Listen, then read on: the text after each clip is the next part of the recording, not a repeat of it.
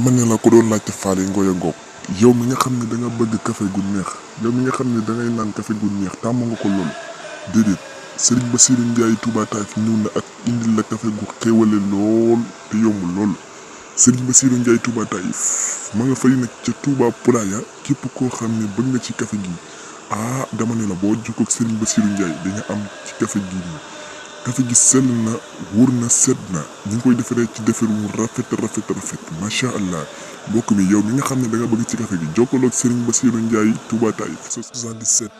485 09 94 yow mi nga xam ne nag da nga bëgg ci café gi boo jokkoo ak Serigne Bassirou Ndiaye ak foo mënti nekk ci àddina dina la indil sa café ba nga jot ci wóor na neex na sell na